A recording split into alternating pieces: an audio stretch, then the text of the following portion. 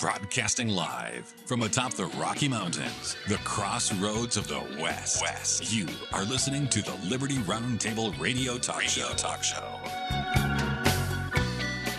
Happy to have you along, my fellow Americans. Sam Bushman, live, hardest-hitting news the networks refuse to use on the net, radio, TV. It's everywhere, baby. Spread the word. Well, welcome back to Liberty Roundtable Live with your host, Sam Bushman. Of course, I'm along for the ride today, Lance Miliaccio from the Big Mig Show. As we always do, Truth Bombs, bringing it like Sam does every single episode. Today, we've got a great interview. Dr. Clinton Ohlers. He holds a PhD from the University of Pennsylvania. He taught and conducted research at the University of Hong Kong during the early COVID outbreak. He witnessed firsthand the initial institutional decision-making and public health responses that came along with the pandemic. And then he returned to the United States with family as the global pandemic response unfolded. And he's currently co-authoring a collection of documented case studies with Dr. James Thorpe, MD, detailing serious injuries and deaths linked to the mRNA exposure through blood transfusions. I've often called that the scamdemic. And he is now the Vice President Director of Media Relations for Safe Blood Donations. Wondering what's going to happen if you need a surgery and now you're going to get vaccinated blood? Well, he's got the solution. Let's get him in here. Welcome, Doctor. Great. It's great to be here. I want to start out, though. So you were in Hong Kong when this thing broke out. Your research wasn't related to that at first, but it quickly changed to that? That's correct. We were in Hong Kong. I was on a 2-year visiting research professorship position, and we loved Hong Kong, never wanted to leave. But ultimately, COVID broke out, and I had just finished up the 2 years of that position right when it broke out. And so we realized then it wasn't going to be good in Hong Kong, and we quickly returned. And, we returned very fast because when you talk about institutional responses, there were so many things that were early indicators that we were under what was going to be a pretty big deception. And for us, it was looking at this hospital they were putting up in Wuhan. And I remember, the news was talking about how they were going to put up a hospital in like a week. And you're looking at the supposed patient deaths were like 200 and some, yet there's 47 excavators on this site. And Wuhan is a city of over 11 million people. And you're thinking something bigger has to be going on. But you wouldn't really allow yourself to think that because you didn't feel authorized to suppose people were lying to you. And of course, now we're on the other side of an enormous wake up. But yeah, it was COVID that drove us back. And, it's been quite a surreal ride since. The COVID con has been crazy. It still continues to be psychotic and dishonest and immoral and everything else. We ought to have a repeat of the Nuremberg trials over this kind of stuff. But when you say they had all these excavators, what you're really saying is they had to bury a gazillion bodies they don't want us to know about, right? Well, that was one of the things that caused us to leave when we did was we had contacts on the mainland who did business in Beijing and Shenzhen, which is very near us. We're about 15 minutes from Shenzhen, where we were living in Hong Kong. And they had word from doctors, apparently, that they knew through their CEO, who were saying, hey, we've been to Wuhan, and it is much worse than people are letting out, other than the government's letting out. You've got... they said we estimate the infections in the millions, not the tens of thousands, and the deaths are in the tens of thousands, not the hundreds. And they were claiming that they were couldn't even bury bodies. They were or couldn't get them to the cremation sites, and they were actually having to burn bodies in parking lots. In retrospect, there's been a lot of skepticism as to whether some of this was propaganda, but we did call contacts in. Got a hold of other people in Beijing that we knew, and they said that was what they were hearing, that these reports were what they were hearing was true. So we knew that regardless, we're on the cusp of a global pandemic, and we knew we didn't want to be on the other side of the world when that hit the fan, right? And amen to that. In addition, we knew that the Chinese weren't going to get any. It was going to be a very tough lockdown after what they experienced with SARS, and we didn't want to be part of that either. Now, it's interesting to me. I even had reports of friends that worked in all kinds of businesses in New York and everything else. And I heard that, hey, they were having to haul out bodies and do different things with bodies, and the freezer trucks and different things were being used to try to, and that it was a big fiasco and it was way worse than we were told. I have firsthand evidence of people seeing those bodies right here in the United States. So don't make any mistake about it being real. The question is how much, where, when, by whom, how much are we lied to? But we know Fauci even lied on the origins. He lied on the science. He basically eventually said he was the science. But we really learned, doctor, and I'm hoping you'll speak to this, there's really no science about it. Everything they told us, everything they made us do was a lie and had no precedent, had no authority, had no scientific basis or reference point to speak from.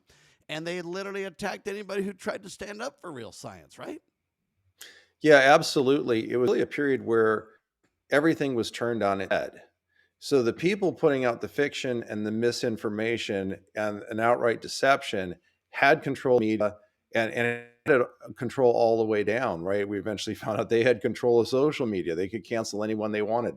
They had control of medical journals and were publishing fraudulent medical reports, like the Lancet one, so famously withdrawn, but it was hardly the only one. And so then everyone who's being called agents of misinformation, those are the people who are actually looking at the real evidence and trying to get the truth out. The people that recognized early on, this does not look like it came from a natural interspecies transference of a flu. It looks like a it meat was market at all. Yeah, it was a lab creation. That was actually one of the things that fostered our decision to return. Because I said to my wife, I said, look, it was not controversial in Hong Kong in January, February of 2020 to say that the most likely source was the lab and not the Wuhan mark. That just seemed intelligent. Okay. And so when my wife and I made the decision, I said, we do have to take into consideration that this could be from the lab. And if it is, it means an escaped gain of function experiment, or it's a bioweapon. Okay, now we'd probably say both, or it's a bioweapon, and we don't want to be on the other side of the world when we find out what that means. I hear that. Now I had to come back to the U.S. to then be told that I was in tinfoil hat territory for thinking it might be the Wuhan lab, and that from very, very credible people. A good friend of mine, the University of Vanderbilt, just told me straight out, "You're in tinfoil hat territory with this." And my response is, what does that clown say now? Well, yeah, he turned out to be wrong on pretty much everything, but yeah, you've been punked, sir. Yeah. But that's the frightening part, right? When they control the narratives and they do it so effectively, in itself, that's the weapon.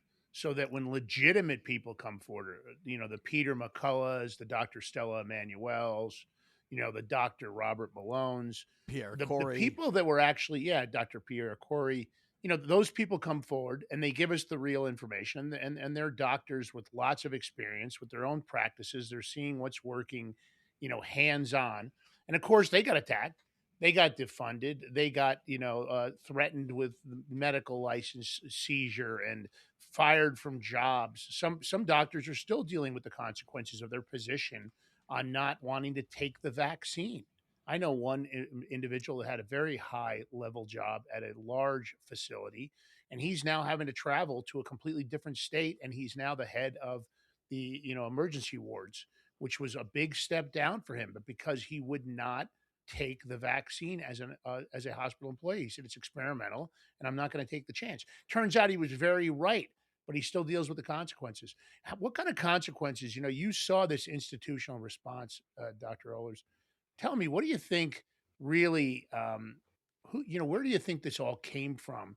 When you look at the big picture, do you have any take on maybe where the actual, individuals that were behind this global scamdemic? Yeah, the great whodunit question, sir. Yeah, that really is the $1 million question. What I liked so much about F. Kennedy Jr.'s book, The Real Anthony Fauci, is that it wasn't primarily about Fauci. It was primarily about what Fauci was at the center of. And you could have swapped another villain in for Fauci. It didn't even have to be Fauci, right? So you've got this network that involves, our universities, are, this medical big pharma industrial complex, right? And this whole network, DARPA, all of these are coming together and are corrupt, right? And you need a central axle, a central part of the spoke that's bringing all these pieces together. I think that's what Fauci was, and I think the reason he was so protected and so high paid, as others have pointed out, not because he was really an infectious disease guy, it was because he was really a bioweapons guy first and foremost. That's what they were working on, and so we understand now why he was the highest paid individual in the American government, even above the president, and why he was so untouchable before Congress. And could lie with such impunity. He lied with such impunity. I would get my kids and take them in front of the television he came on. And I said, I want you to watch this because I want you to know what a great liar is like. Look at what a gentleman he looks like. Look at how much he looks like a grandfather, how his voice is so convincing. And then I knew everything that it was like if he opened his mouth, it was lying. And I pointed out to the kids. And so, but how do you live before Congress with that kind of impunity? So it's $1 million question who was behind this.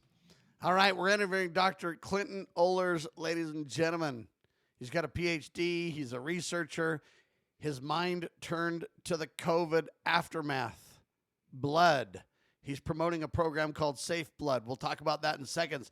But when we get back, even the liberals are admitting the truth now that we've all been punked and lied to and manipulated massively over this COVID con. But how come Donald Trump's not at least even speaking out? He hasn't really said a word or taken responsibility at all. And I think the buck stops with the commander-in-chief, doesn't it? Let's get to that. Then we'll get into the details of what the good doctor has discovered and found and what he's doing about it to make your life safe. It's called Blood Safe, and we'll talk about it in seconds on the one and only hard-hitting Liberty Roundtable Live.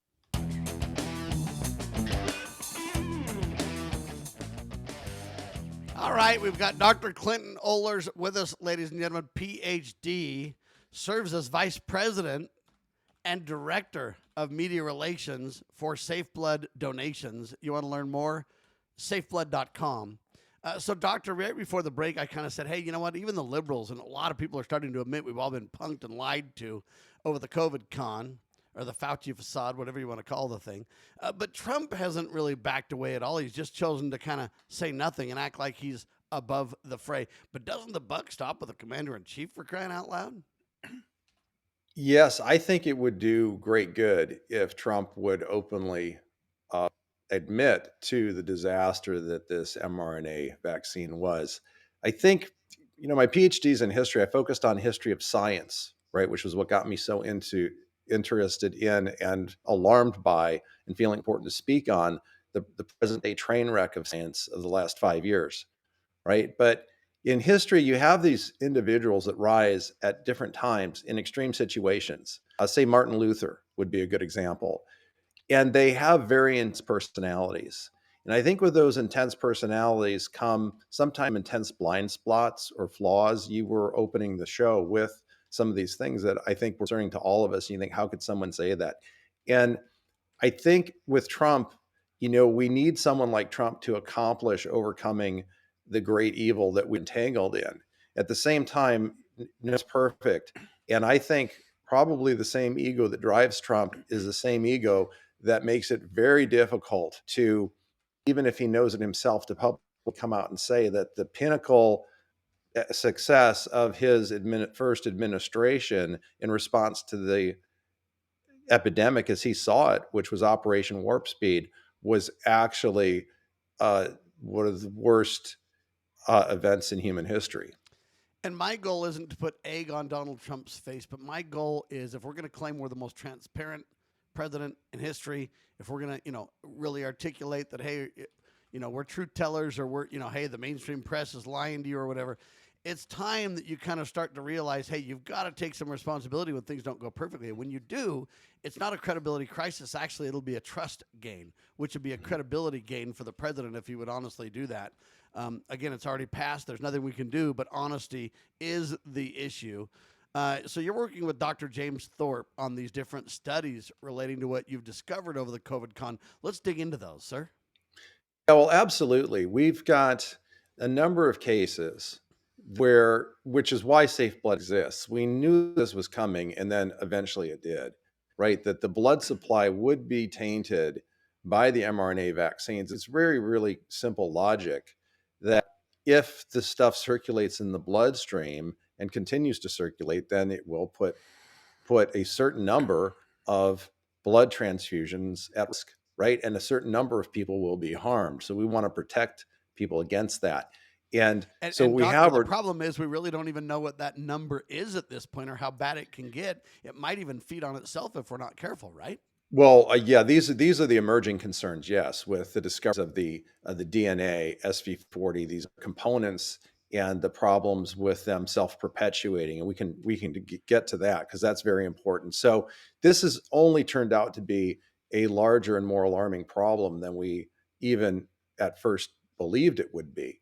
But the initial and so you're right. We need more research to know exactly where we are, exactly how many people are being badly affected, exactly how much of that makes it into the blood supply, exactly how dangerous it makes those individual units of blood that have been donated by people that are mRNA vaccinated, how much non-mRNA blood we have, so we can start using that for emergency situations. In other words, there's an enormous amount of work that needs to be done here. But part of the first part of that, and why Dr. Thorpe approached me to do this study, is because we need to present to science that this is real. We all know it's real, but it becomes especially real when you actually have a study. And as far as science and academic science is concerned, nothing's real to them that doesn't appear in a peer-reviewed publication. So what we're doing is we're collecting examples and case studies of individuals who had no exposure to the COVID vaccine prior to going to the hospital and receiving a blood transfusion, and then exhibited adverse reactions known to be associated with the vaccine and not known to be side effects of a transfusion. In other words, these victims were vaccinated via transfusions, is what you're saying, right? Exactly. Lance, let's dig into the victims. Yeah, I think this is interesting. There's a couple of them that we discussed on my show over there, the Big Mig Show on Rumble. And I think this, Doc, I think you should call out. I know we've got some information. A couple of them are really horrible. Wendy and Bill Heineck's story kind of jumps out to me.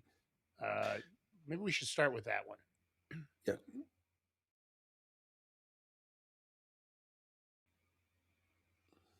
These are true accounts from real people. I believe my husband Bill would be alive today if he had received safe blood. Safe blood saves lives and health by matching non-mRNA blood donors with transfusion recipients. Studies and patient reports show severe dangers of receiving mRNA vaccine components through blood transfusions. Protect yourself and your family by joining Safe Blood today. Yes, that's Wendy Heineck who is speaking there about the passing of her husband, Bill. And I've spoken with her at length. This is an incredible story. So he went into the hospital, ultimately had, in a period of 2 months, had 22 units of blood transfused, had not had the vaccine. Now, the human body contains anywhere, depending on your size, from 13 to 17 units of blood. Okay, so he had a full blood transfusion plus. We know that at this point in time and since, 70% of blood on the shelf can be presumed to be, or 70 to 80% can be presumed to be from mRNA vaccinated donors, right? And so it's absolutely guaranteed that the majority of blood that he got was from mRNA vaccinated donors. And very early on, they saw that he was having these reactions that were unexpected. And she, and eventually the lawyer she brought in on it, started looking at the VAERS report. They said, could these be reactions to the vaccine through the blood? They went to VAERS and they were shocked to see that everything he was experiencing was being reported in VAERS. And VAERS, as they blatantly admit, is an underreporting of reality too. Let's be clear, sir. Well, it's even more than that, according to Wendy and her lawyer. She said because they actually documented incidences that would be reported in VAERS, and then they'd come back a day or two later and these had been scrubbed. So Yeah, it's assumed to be only capturing maybe 10% or less. I think of it even down to 1%, the actual cases, right? And then we know that they were scrubbing it too. There's strong evidence of that, just as they did with the Defense Department database. So, but tragically, what it meant for him is he lost his life. And it wasn't an easy death, right? I asked her, I mean, was this painful? She said it was terribly painful. They'd go to draw blood from him, and the clotting was so bad that sometimes they couldn't get blood on the first draw because the clots would pull back against the needle. We can say they didn't know. I don't believe that for a second. I think they knew, and this was a psyop. That's my opinion, to which I'm entitled. But whether they knew or not, whether it was intentional or not, all those things, at the end of the day, we know now. We've got the information we've had on from Tom Havlin. Now we've got the information on from this incredible doctor breaking this down for us. And what we need is Operation Safe Blood. We need a fast track safe blood program ASAP. And I think that future deaths or hopefully preserve life literally depends on this, right, doctor? Yeah, well, that's absolutely what we believe. That's why we exist. There ended up being a whole number of these cases, like I said, that we're documenting. But the important thing is that we know that in the best case scenario, we know that the risk is not zero, right? If I have a option to go in and get a medical procedure done, and some part of it contains risk, and I can reduce that risk to zero, would I not want to do that? I mean, who wouldn't? That's the only thing that makes sense. And we know that blood transfusions now do not have a risk of zero. I mean, they never actually had a risk of zero, but we want to reduce the mRNA risk to zero. Okay. And that we can do. And we can do that through blood that's from non-mRNA vaccinated donors. And then we can start sorting out how bad the damage is, how we adapt more creatively as we have more research and information. But in the meantime, people need to keep themselves safe, just as they needed to keep themselves safe in the 1980s. AIDS crisis came up. There was, again, a long delay, a long flash to bang between when people knew that lightning had struck and when a solution finally came, right? That took 8 years. And you don't want to be the person stuck in those intervening 8 years who is a casualty. Amen. I think we need Nuremberg-style trials for this. I wonder what Donald Trump's going to do, if anything. I certainly think he has responsibility. We're talking to Clinton Ohlers, PhD, about safeblood.com. And I want to know where RFK Jr. is on this thing, too. Then we'll get to case study, too. Hang tight. You're watching Liberty Roundtable Live.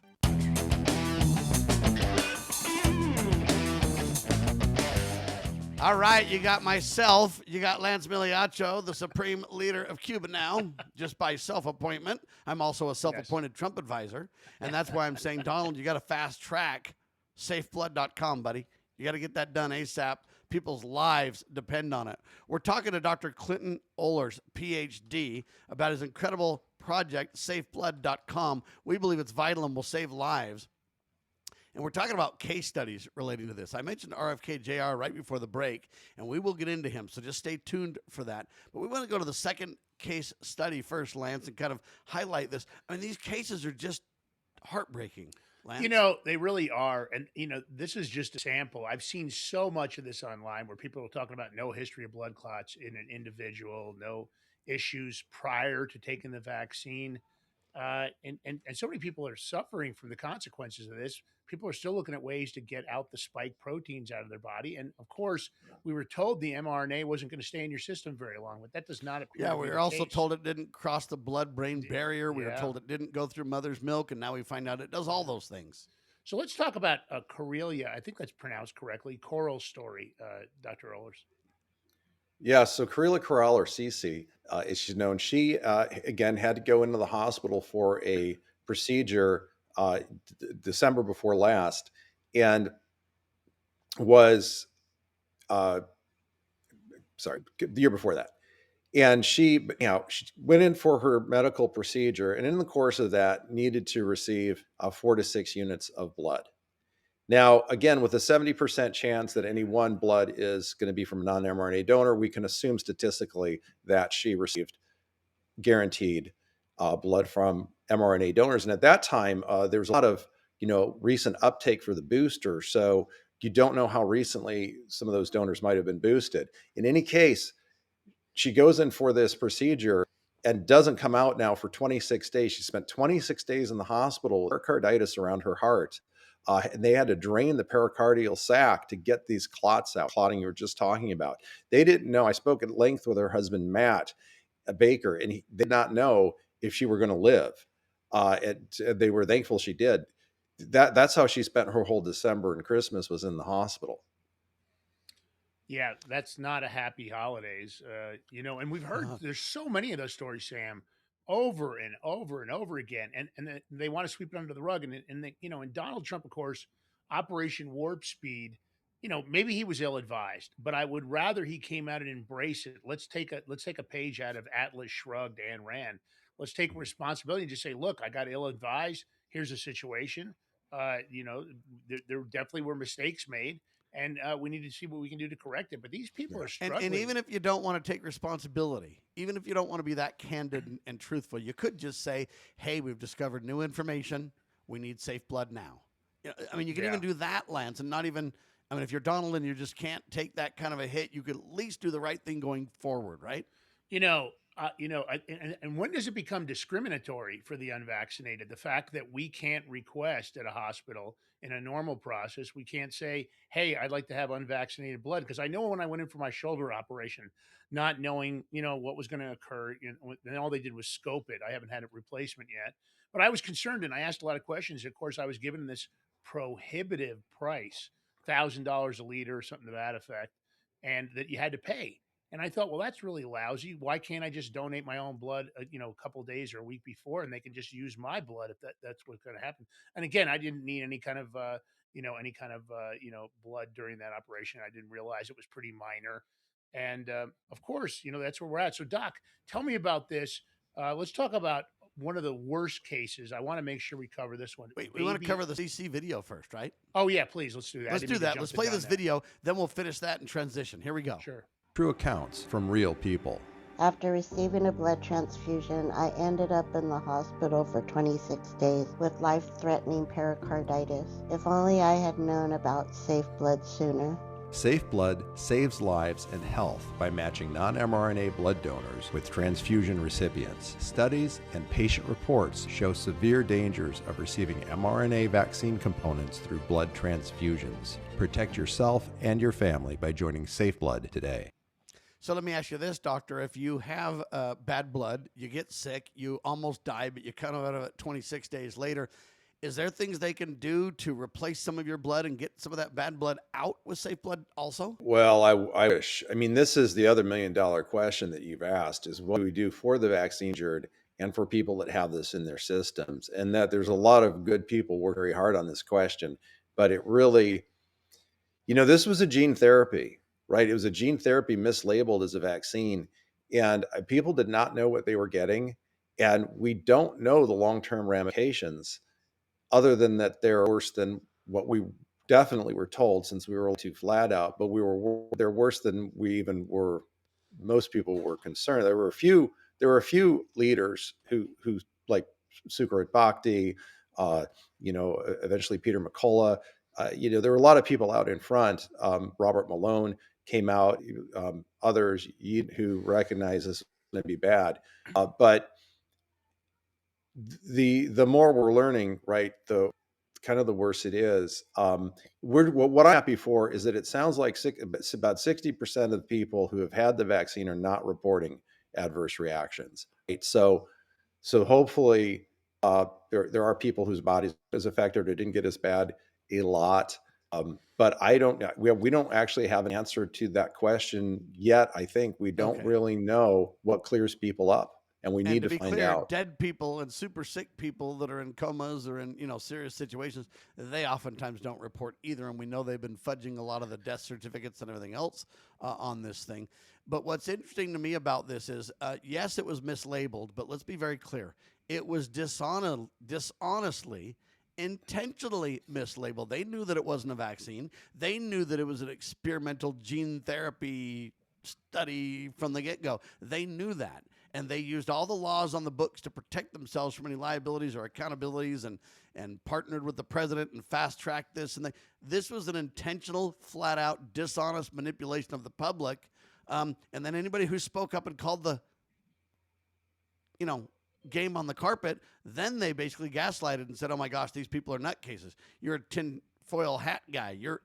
And they intentionally mocked and manipulated and destroyed the character, the reputation of anybody who told the truth, right? Well, absolutely. Even people who are harmed. Look at Maddie to Garay and what they did with her and her mother, Stephanie, when she tried to take out an ad, I think in the New York Times to warn people, and she blocked but what was so, I think, insidious about what they did with Maddie to Garay is here was a young girl, 12 years old, wants to be part of the trial to roll out the vaccine for children, and that they're going to be heroes who help bring this vaccine to market for kids so that we'll stop the epidemic and move on with our lives. And she gets a whole series of classic reactions to the vaccine. I mean, severe, but they knew about these. They talked about this array of injuries as potential side effects back in October. The FDA and CDC did in a joint meeting.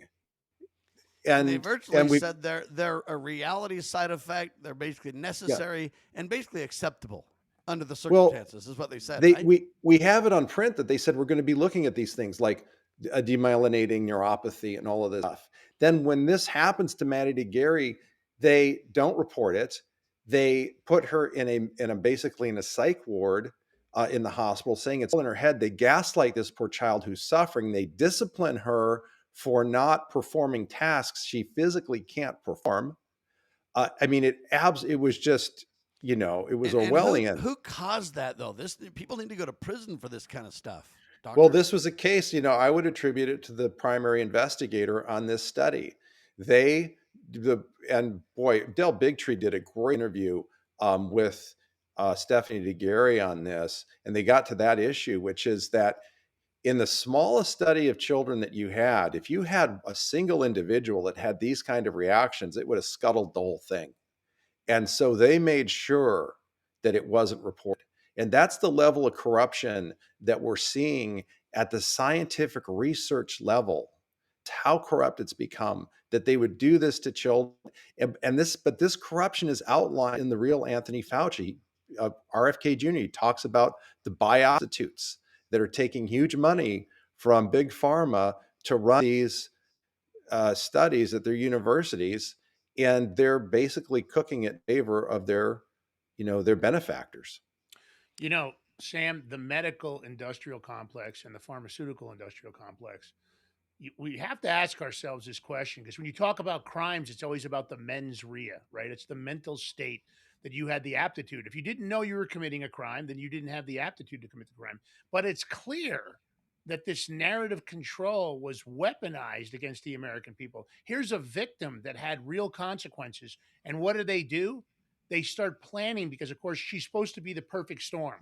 We're going to use her to promote our alleged vaccine. Even the courts now say you're not supposed to call it a vaccine. But the point is, here they did. So they knew what they were doing. They planned on covering it up. They took the narrative and they controlled it because they wanted to perpetuate this value-added idea that the vaccine was going to protect you. It was going to be the ultimate solution. And when it didn't work the way they wanted to, they intentionally deceived the American public. And I believe that constitutes the mens rea of a crime for all these individuals that participated. So when you talk about the Nuremberg trials, I think this is so much more than the Nuremberg trials, because these people... Amen. Ladies and gentlemen, the bottom line is this.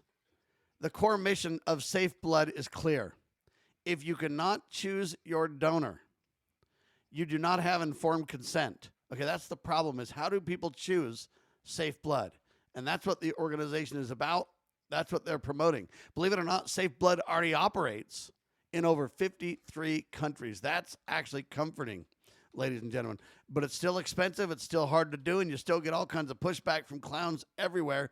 RFK and Donald Trump together with a single word could change that and make safe blood appropriate, affordable, scalable. I mean, they could literally change the game if they wanted to. Doctor, what is RFK saying about this? Anything at all? Well, this is really interesting, and this is breaking news. So, but what I'll say right now is that in terms of availability of what we do, it really depends by region. Okay, so the Southeast is really good. California surprisingly is really good. Texas is mixed. I'm going to talk about Texas in a second. If you're in the Pacific Northwest, that's really tough. I mean, we know of people there who, where a parent was disallowed from giving blood to their own child. This is customary in child pediatric surgeries. They had to go all the way to Pennsylvania to use a hospital there that would comply. Pennsylvania has been a really good state. And so, in terms of allowing these directed donations, where you direct who your donor is going to be, so it's a very important freedom to protect. And the breaking news here is that Mary Talley Bowden yesterday tweeted out in response to a family in Texas where the husband needs open heart surgery and is being denied blood from his wife, who's a universal donor. He's being denied blood from family members who are all lined up, who are matches. He's even being denied giving his own blood.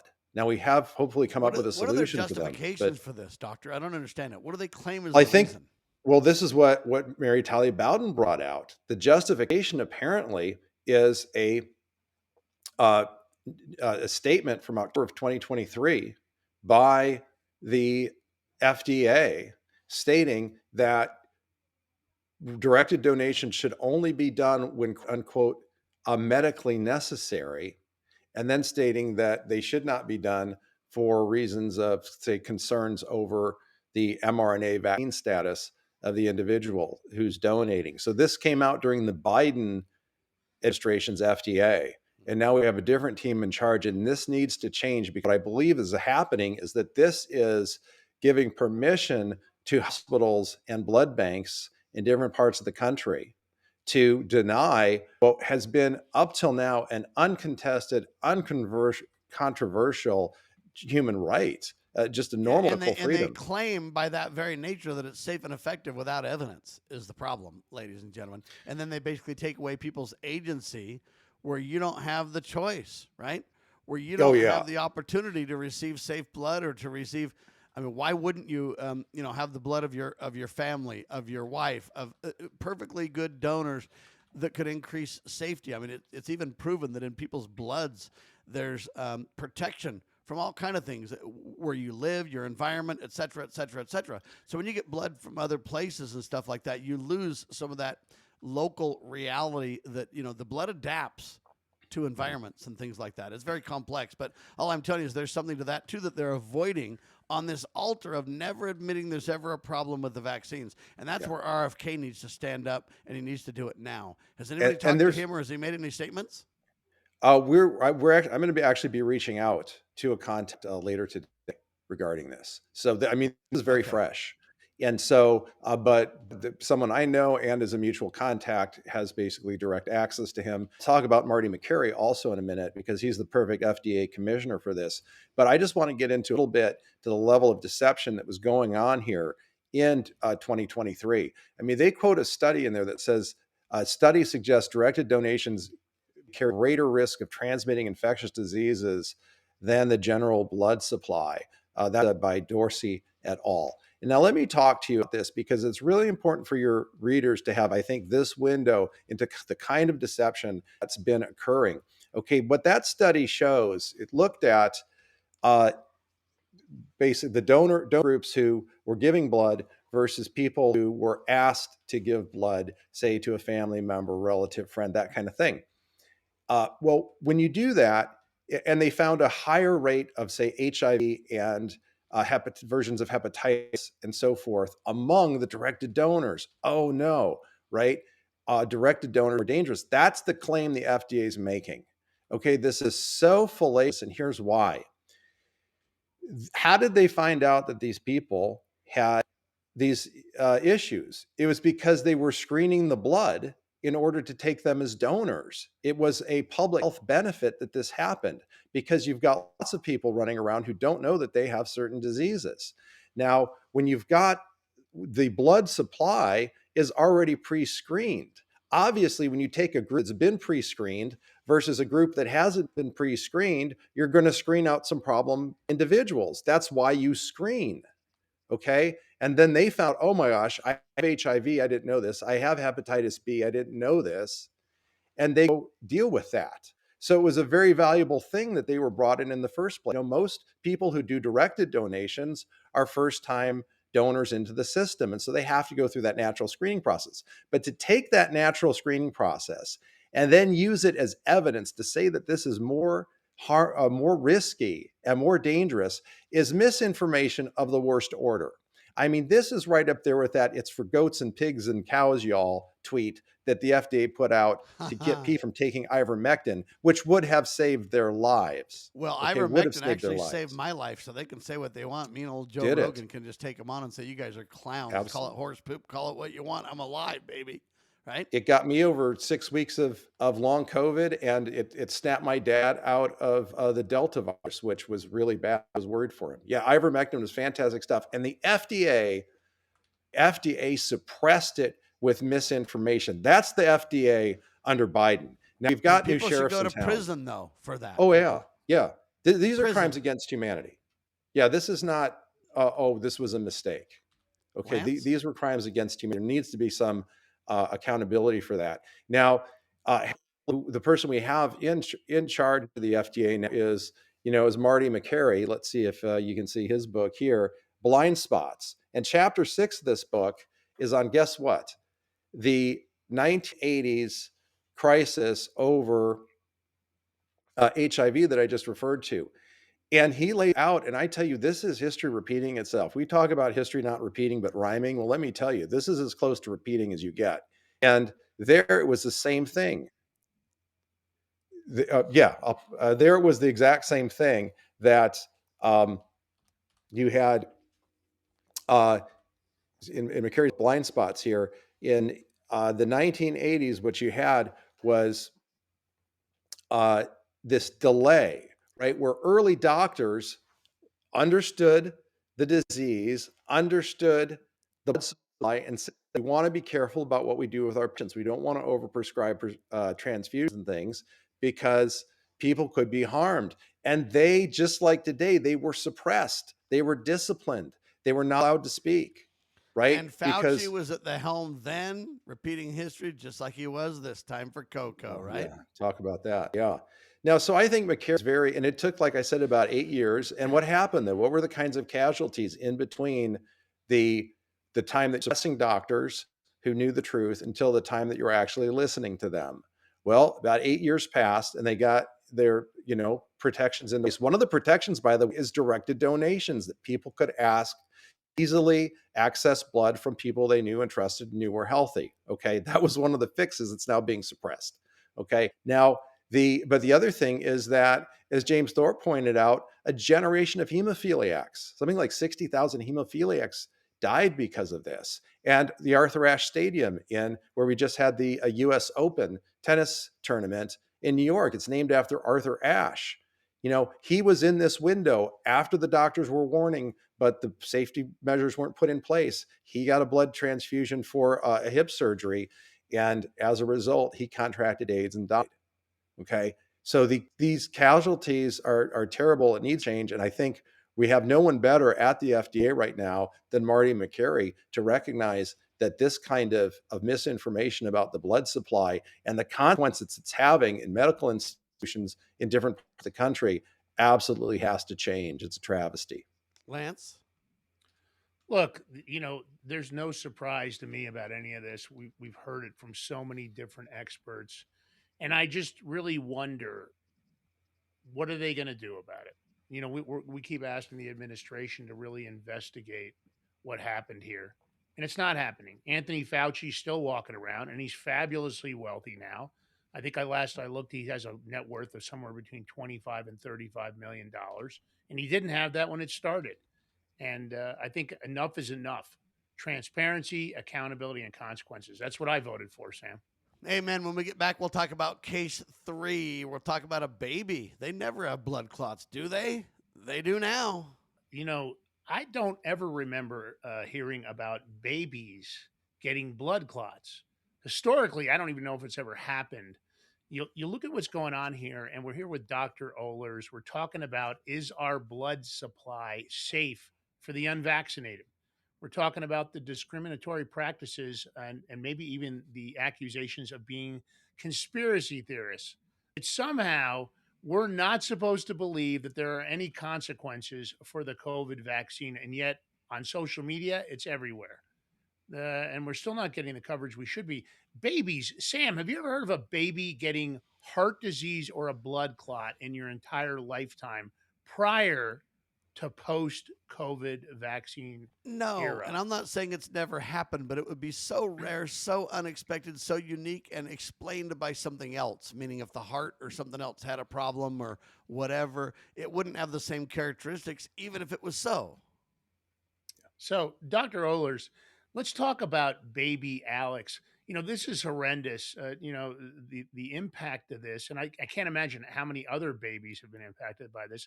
But you've got some specific examples here that I think when the audience hears this, they're going to have the same reaction I did, which I was appalled to realize this had actually occurred to new family members.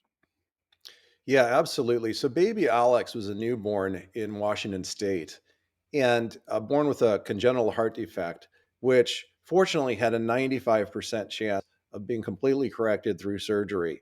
And this is, again, early on in the rollout of the vaccines. You see him there in the hospital bed. And the parents were concerned that here you have a brand new baby, immune system not yet able to withstand very much, and we're going to put blood into him that might contain this component vaccine. So they went and arranged a directed donation for their baby for this surgery. Now the thing is that surgery had to be preceded by a preliminary surgery, and although they took this precaution for the main surgery, paid extra money, when they did the preliminary surgery without telling the parents, the doctor decided to just top up the baby's blood levels. And in doing so, took blood off the shelf that we can be now really certain that was from an mRNA vaccinated donor with dangerous components in that blood because of what followed, which was tragic. And this was our first, I think, truly smoking gun case that we had, because here's baby had no other exposure to anything else. And you had a blood clot that formed, and this blood clot ran all the way from the knee to the heart. It developed within hours of the transfusion. It was completely unresponsive to the usual types of thinners and they use to break down blood clots. And it appears to have been that kind of clot that we only began to see after the rollout of the vaccine, which was those long fibrinogen clots, the rubbery calamari clots that they call them, that Tav Haviland has done so much, along with Ryan Cole, to make the public aware of. Okay, that is what killed this baby. So, I mean, that is unique. And if you ask, well, why did it go from the knee to the heart? Why did it start there? That is literally where the transfusion site was. They often transfuse a baby from the knee to get that blood in. So That is just so horrible, that story. And at the end of the day, here's parents that tried to preemptively do the right thing. They tried to protect their baby like any parent would. And now the doctor makes a decision without maybe looking at the full set of records that these parents had already paid for, an expense for a transfusion that would protect their baby. And he makes the decision to top the baby up. I hate the terminology even now. I feel like we're dealing with an automobile, Sam. Yeah, Top the baby off with some vaccinated blood there. And, the next question that I have is this: what if you take a vaccinated person and then you give them this blood too? Their bodies might overload with too much spike protein in those cases, right, doctor? Well, this is actually something very important. Safe Blood is the only organization that exists that also provides blood for mRNA vaccinated people. Like, my parents had the vaccine. It seemed at the time like the benefits weighed the risks. I have a friend who got it last December, so technically 2 Decembers ago, about just over a year ago. He got the vaccine. I didn't know him then, and he was clearly not aware. He got it to take a trip to Africa. He's a associate pastor. He's going to do missions in Africa. He's African American himself. And they, you need the yellow fever vaccine. He got that. And they said, you want COVID too? He said, well, why not? Well, in 6 days, his hip started to lock up. And he then spent 2 weeks in the hospital with transverse myelitis, not knowing if he'd walk again. When I met him, I heard this story, went back, checked my research, came back to them next time, and I said, look, I don't know if you had the vaccine. Of course, I knew that he almost certainly had. But you need to know that the leading cause for transverse myelitis right now, based on these studies of millions of people, is the vaccine at a rate of 3 to 1, because 300% more cases of transverse myelitis among people who have been vaccinated than not. So now we know the vaccine is the cause of transverse myelitis, and of course, myocarditis even more, and so on and so forth. So I warned him about that, and he said, oh my gosh, I knew it was that vaccine. Either the yellow fever that I took or the COVID vaccine. It had to be one of them, because right after I did that, I couldn't walk, and he didn't. Fortunately, he walks now. He's fine. He recovered, but that was a horrible experience, and that's definitely somebody who not only would not want to get boosted, but if he needs to go in for a blood transfusion, he knows that his body was, say, particularly susceptible. I mean, why don't know? Did he get a particularly bad lot, or is he particularly susceptible? These are questions we don't know, but we know his risk isn't zero, so he'd want safe blood. And we know these questions aren't something we want to find out, at least on his account. I mean, we'll find out due to reality, but we don't want to give him any exposure either. And that's why these rights are so important. And in a little bit, we'll talk legislatively about this. How do we preserve this right? How do we even codify it as a right? Where's all the women that want to murder their babies and claim it's their body? Where are they claiming it's our bodies now? They seem to be strangely silent, Lance. Well, I mean, does that surprise you, the silence, when they don't have an answer that makes any? We talk about common sense regularly on this show and on my own show. I mean, of course, what are they going to say to this? The facts are coming out. The proof is there. We know these people are injured. We know that there's many things that have happened to them from receiving that jab. That, look, I'm still concerned about the shedding, Sam. I walk around now wondering, if somebody decides to go in and get a new round of boosters, because the liberals on TikTok love to promote how they just got their booster and they're still alive. Is that, am I going to be dealing with that for the rest of my life, that I have to be concerned everybody I come in contact? Dr. Ohlers, what do you think of that? Is that a real possibility that we're going to have to be concerned for our own safety? Well, I'm concerned about the self-replicating mRNA vaccines that have now been okayed in the UK, European Union, India, Japan. Appear to be even more harmful than the original mRNA vaccine. But you wonder what self-replicating signifies, because if the mRNA can get ejected from the body and then onto other people's skins and absorbed, just in the same way that the shedding was. I mean, I don't want to create alarm here. I'm saying this is a question I don't know the answer to, but we do know that spike protein was being shed. The body casts this stuff off in its own exosomes, which is like its own sort of nanolipid particles, and that would get exhaled and come off on the skin. And this is why we were seeing such strange phenomenon among women going into menstruation and things like that after having been around vaccinated women and friends. Through a great number of things that did happen through shedding, and we know that they've been experimenting with, and they've published openly about creating vaccines that travel from person to person, so you don't have to vaccinate the whole population. The population spreads the vaccine itself. And so if you did that with an mRNA type platform, right, where you have this kind of death toll and injury, right, it would be catastrophic. And let me jump in here, violate Sam. people's agency over that for sure by doing that, Lance. And and what about super doctor, the best in the world, Bill Gates? The health expert to all. What about his plan? He wants to use mosquitoes. He wants to get our food to inoculate us. When does this become a violation of your personal choices? Why is Bill Gates allowed, because of his financial status, to now become a health expert with no education? And Dr. Ohlers, how dangerous is that? Because here's a guy that thinks our food should be doing it to us for those that the vax deniers. And I've even heard rumors many times now that he didn't get any of his children vaccinated because he didn't trust it.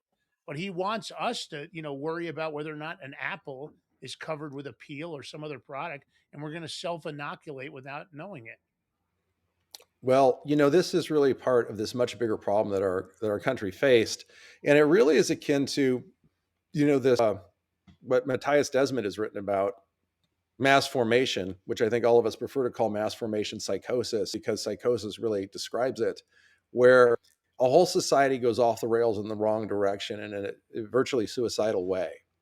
And it happens, why does it happen? Well, one of the big reasons is because of misplaced trust. And who's been put into business of misplaced trust, right? So you have people like Pierre Corey, Mary Talley Bowden, Peter McCullough, all of these fantastic doctors sounding the alarm. They're labeled as misinformation characters. But somebody like Bill Gates, without a college education as an expert, he didn't deserve the trust he had and he's using it. Dr. R. Clinton Ohlers with us, ladies and gentlemen. When we get back, I want to talk about choice, how we preserve our agency. I want to talk about how this whole thing got started. It's one thing to do a lot of research. It's another thing to start Safe Blood, safeblood.com. The question is, what does it do? How does it work? We want success stories, folks. We don't want to just be all negative, right? We'll do it all in seconds. You're watching Liberty Roundtable Live. Dr. Ohlers with us, ladies and gentlemen. Safe Blood is what we're talking about. How did this whole thing get started? It's one thing to do some research and discover anomalies. It's another to come up with an incredible solution like you guys have put in place, safeblood.com. How did it all start, Doctor? Yeah, well, this is really very interesting. At the very beginning of the rollout of the vaccine, doctors in Europe were looking at blood under magnification, oftentimes for diagnostic purposes. This is something they did regularly. And they ended up seeing these anomalies in the blood among vaccinated patients, but not among their vaccinated patients. And so that our founder, George Della Pietra, were founded in Switzerland by George Della Pietra, as he was part of this sort of group of naturopaths who were doing this. And he himself is a naturopath who's had clinics internationally. And he was actually going into retirement when he saw the blood under the microscope and realized, this is going to be a problem. And the reason was many of the characteristics, actually, which someone like you and I wouldn't really be able to spot looking at a blood slide. We can see, obviously, there's problems when we look at the gut video of this you can bring up. But the point is there were anomalies you'd only seen in stage 4 cancer patients. And this was people who were walking around without any symptoms, and knowing that, they knew there was going to be problems. Now, what we're looking at here, this is video. The video is in German, so you can go ahead and pause it. But we're taking the sound off. But what we're looking at here is that's blood magnification. That's normal blood. That's healthy. Okay. This is somebody who's into the laboratory. They've done a pinprick, and you can see that whole thing on the video. It's in on our website. You can see it start to finish. And they put it under magnification, and that's healthy blood. It's clear. It's not, it would be flowing freely in your veins. Now, if we jump ahead, you'll see what is actually the blood coming from a vaccinated patient. I think if you just click up somewhere around 15 or 16 minutes in, we should be good. There you go. Yeah, and let's understand this other blood. I mean, even the average eye can see it once it's pointed out to people. I mean, they can see that it's not the same, right?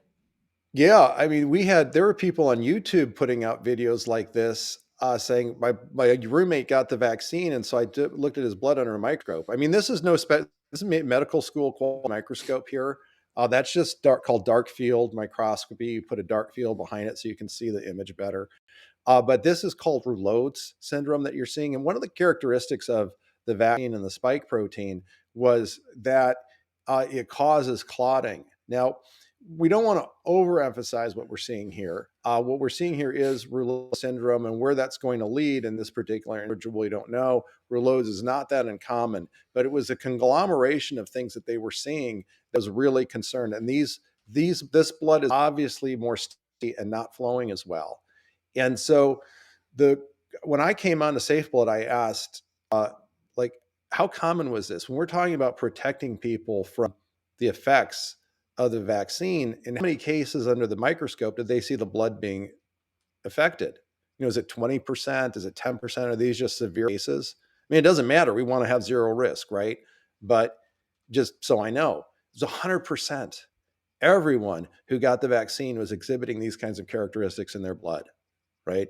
And now I've talked about the self-replicating replicon mRNA vaccine, fortunately not approved in this country yet. Their study in Uganda showed 90% of recipients had blood anomalies, many of them severe. Okay, 15% had to be hospitalized from various things. Okay, so we know this is affecting the blood. In the UK, Ed Dowd came out with, he'd done so much discussion of the insurance companies in his work on this. So Ed Dowd revealed, it was about a year and a half ago, when the UK came out with its insurance findings, 522% increase in claims for blood problems after the rollout of the vaccine. So this was early change the actuarial tables over this kind of stuff because people are going to be dying early and everything, right? Oh yeah, no, the insurance industry has to have already changed by now. And so, but this was back August of 2021, and by September, Safe Blood was founded. Within a month of that, because it was just looking at the empirical evidence, and so this is what it means to follow the science. Okay, you look at the empirical evidence, you develop a hypothesis. This should cause problems elsewhere in the blood supply. That's a hypothesis, and then you deduce what that's going to mean. Right? That's going to mean it's going to be dangerous for blood recipients. And then we've seen that. That's exactly what happened. That's a scientific method. That's the hypothetical deductive model, not jingos like follow the science or epithets about who's anti-science. You look at evidence, you develop a hypothesis, and you see if it's borne out. And unfortunately, it's borne out more than we could ever imagine, just with cases like the baby Alex we referred to, or there was another photo we had up of a baby rad giver, right? This is a child who didn't die of blood clots, baby rad giver. His mother died in childbirth, and in trying to save the baby, they gave him a blood transfusion, and he died within days from the complications of myocarditis. Now, when did we ever see myocarditis in children or infants? So you introduced that segment with those comments that we didn't, right? It would be, in fact, Peter McCullough talked about how it would be absolutely rare. I mean, people could go virtually their whole lives as a cardiologist and not see myocarditis in a child. And now we've probably all seen the ads that went kind of viral on Twitter of, I think it was a Pfizer ad about, treating my childhood myocarditis, one of those happy big pharma ads. Going to see my cardiologist for my myocarditis. You got this like 10-year-old girl, right? That's not normal. The incredible conflict of interest we're seeing too between these big pharmas, and the real manipulation came when Ronald Reagan and company passed the 1986 National Vaccine Injury Compensation Fund, basically, created no liability for these companies that create these toxins, these kill shots, in my humble opinion. And then you've got this, compromised situation where, hey, they create the kill shot, and then they want to go ahead and have that promoted and fun, and then they want to sell all their big pharma to everybody else to deal with a lot of these things, and it goes on and on. Tell me how the Safe Blood program works. How would I use it, or how does it apply to me or the average American? Well, here's what it applies to, is to pre-arrange surgeries. If you know that you're going in for a surgery, you want to line up your own donors, and we help people do that. So we have a whole database, people who have stepped up to be donors. We have members who are, some of whom are just donor only. It's free. You can, if you just are unvaccinated, un-mRNA vaccinated, and want to join up with us, please, you can do so for free. And it's an enormous help to everyone else in the country, just your being available for that. Our paid donors are what, keep the ship afloat, allow us to do what we do. They also have the benefit of both receiving blood and giving blood if they're unvaccinated. And the basic cost is the least expensive we have is $10 a month with a $50 sign-up fee. And then the next package is you could pay up front for the whole year, $120. or you could do a lifetime membership, which is $1,000, and that would cover you for life if you ever need a blood transfusion. And all of those also cover minor children in the family. And I think what we could, and so the process is that you are going to have a surgery, and you say, we had a woman in in Los Angeles, needed 10 units. Okay. We got her 10 units of blood. Dr. Thorpe called me the patient that he had. This is a real success story. She's going in for a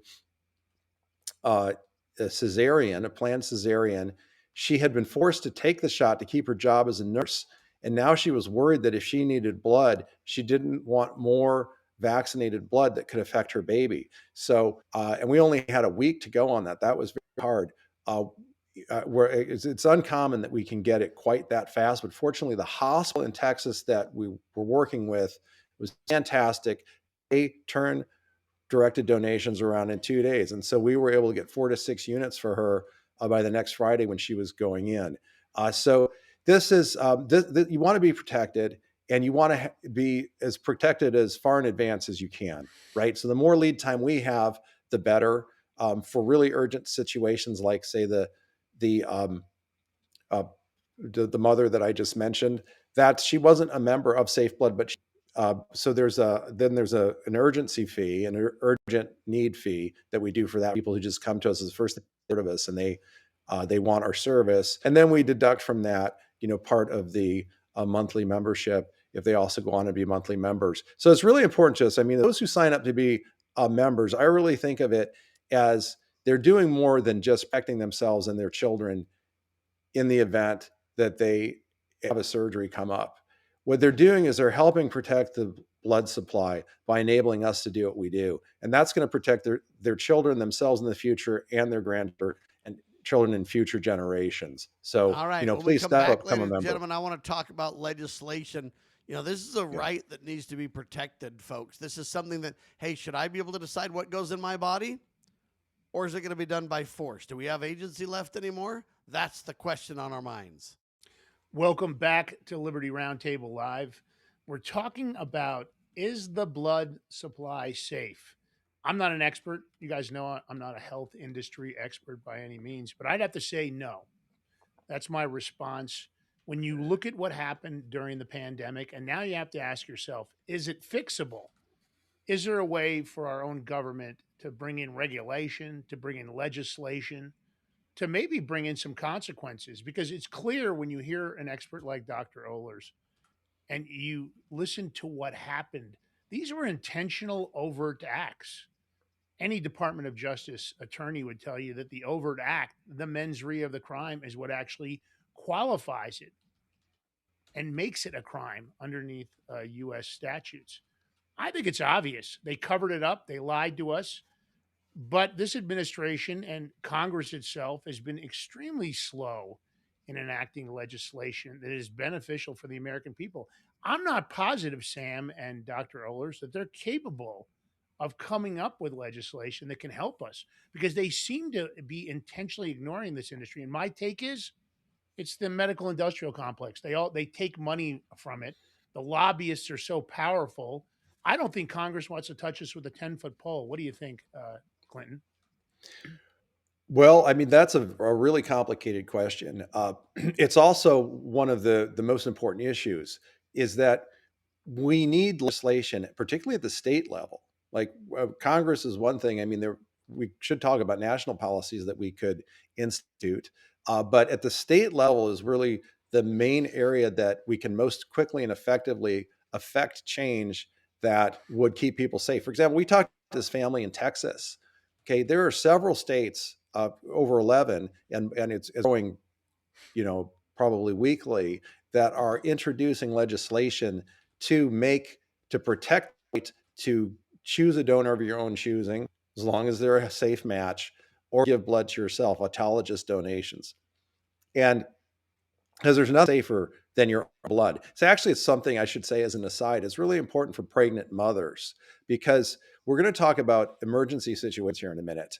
And if you're a pregnant mother, you can expect that there's at least a possibility you might have complication and need blood. And fortunately, the American Red Cross, and other organizations, they allow a pregnant mother to give blood to herself ahead of time to help protect herself during her delivery. There's nothing safer than your own blood for you. So that's a right that needs to be protected. Now in Texas, legislation was almost passed. In fact, would have passed last year to protect these rights, patients. The only reason it didn't pass, they had the votes in both chambers. It went from the first chamber and on its way to the second. It was interrupted by basically a parliamentary procedure. The individual who was supposed to forward the legislation to the next chamber waited until after the deadline, and so it literally died with the end of the session. Now that Was that that was incompetence or no was it accident. intentional? no. Well, okay. Do I know? I can't read the person's mind. Is it plausible that it was incompetence? To my mind, no. These are not incompetent people at that level who are being elected to office. We Well, and believe you somebody could, you was. could even make emergency exception if there was really a mistake made. You could overcome that.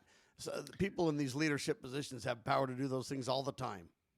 Yeah, Yeah, well, I'd like to know if that individual took money from big pharma, from the medical industry, and who those donors were, because that sure would be interesting to connect the dots there. Yeah, I did not. I wasn't part of the Texas legislation. I testified in Wyoming, and I can say from that experience and from watching the video of the here in Texas, I mean the big blood banks, they send hematologists in to do just the kind of information that we saw in that FDA statement, and they really try to mislead the legislators with false implications of studies that don't imply what they're saying, with old studies that are out of date. I mean, it is really it really dishonors the credibility that comes with having an MD when people do this kind of thing. But fortunately, the legislators in Texas saw through it.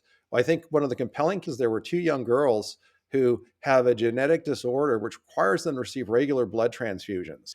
Now, what they found is that when they received directed donations from blood donors they selected, they did really well. Their health was excellent. But when they got it off the shelf, it wasn't as good. They had multiple health problems that would occur. And that's attributed to the blood simply not being as fresh. Blood lasts about 40 days on the shelf, but it's going to lose its potency as time goes by. And those girls need as fresh a blood as they could get. They're being denied that access by this blood bank at the hospital that arbitrarily decided to stop allowing directed donations and said they'll be fine with it off the shelf. So I think those two girls really pulled the case in Texas. Votes were there in the one house. We knew ahead of time that the votes were going to be in the next chamber. This should have passed easily, and it was. So I think it was corruption that stopped it. But how is misinformation not a disgrace. criminal overt act? If you intentionally provide reports or provide information that's false, how are you not committing a crime, Sam? It's beyond my knowledge to understand. But here's the where a difference is, in my opinion, between a misstatement or a crime. When you full well have the knowledge to commit that crime, that's when it becomes real, Lance. When we can say, like, if Sam just says something, oh, COVID con, it's bogus. I don't have any credentials. I just have an opinion. But when you have credentials that are certified and licensed, and then you go against your knowledge on that and do the very opposite, like Fauci and others have done, that's when you can clearly say a crime has been committed. Yeah, and I agree with you. And I think that's really what it comes down to. When are the states and the federal government going to, take responsibility for what happened here? And when are they going to actually protect the people that are being discriminated against? Because those two girls clearly have a legitimate argument. The Texas congressional members should have easily passed that. They chose not to. Maybe one of them did it intentionally, not out of incompetence, but just decided, hey, I'm getting my money from Big Pharma. I can't let this pass. I'll just go to the bathroom and forget to submit it in the time that it's allowed to be submitted. And to me, that's the problem. We have people in power that are making decisions to the detriment of their constituents. Amen. So, Dr. Ohlers, let's ask this question. What about whistleblowers and journalism? I mean, shouldn't people be whistleblowing on this and speaking up and standing up? And shouldn't journalists be covering this and realize that it is a safety issue? It is a serious issue. This is not just opinion or prologue or a way to raise money, but that, hey, the core mission of Safe Blood is literally clear. If you cannot choose your donor, you don't have informed consent. And when this spike protein stuff stays in the body literally for years, crosses the blood-brain barrier, goes through, the pregnant mother, through the umbilical cord, breast milk, all these different things. Mm-hmm. At some point you go, man, we need whistleblowers and journalists to stand up and force a count here, right? Yeah, absolutely. But the level it's happening at is people like you, Sam, you and Lance. Okay, there's a whole universe now of alternative media that are getting the truth out, and it's going to be a long time, I think, before we can expect any of this from the mainstream media. Although if RFK Jr. if we could ban pharma advertising on television and broadcast media the way we banned cigarette advertisements, that would be a huge step forward, because the problem is that it's all bought and paid for. Fascinating detail from Kennedy's book is when he spoke with one of the founders of Fox News. The name will come back to me. He ended up leaving under, I think, part of the Me Too scandal. But he had said that he would never allow any anchor who interviewed Robert F. Kennedy Jr. would be summarily fired. He said, because in a non-election year, we get 60% of our revenue from our pharma ads. Okay. Unbelievable. So journalism, disgrace, folks. That is disgrace. That's Fox News. Okay. So those are the people that claim we report, you decide, right? Exactly. Del Bigtree, they did the movie Vaxxed. He ended up leaving this fantastic career as a producer for the doctors, because when the story started to emerge of how the CDC there was a whistleblower at the CDC who was showing that they had destroyed evidence, and he had kept it, that the MMR vaccine was harming children, and it was harming Black children, especially Black males, at times the rate of everyone else. Now I want to, Doc, I want to jump in here. We have a limited amount of time. Okay, sure. And I know you've got a special promotion, a special savings for the Liberty Roundtable listeners that you want to offer. Absolutely. So take the last of the time, shameless plug, help our listeners and subscribers, and let's go. Yeah, absolutely. So sure, for all your listeners, I'd mentioned there's a $50 sign-up fee. What we're doing is, if you come to safeblood.com, we're going to use the code for Liberty Roundtable, LRT. Okay, it'll be effective, after this airs. So just come to our website and you'll get 10% off of a year or lifetime membership, or you'll get the $50 sign-up fee waived. Please come be a part of what we're doing. Every member does a great deal to help advance this cause, not just to protect yourself, but the legislation and the national policies that need to be put in place. Dr. Clinton Ohlers, ladies and gentlemen, safeblood.com. Use the code LRT. For Lance Biliaccio, the Big Mig team, and yours truly, thanks so much for being alongside for the ride. Hopefully it was educational, and it's so sad it's hard to make it very entertaining. But truth tellers, whistleblowers, honest journalism must come to the forefront and force action on this critical issue. Lives depend on it. Safeblood.com. LRT is the code. God save our republic.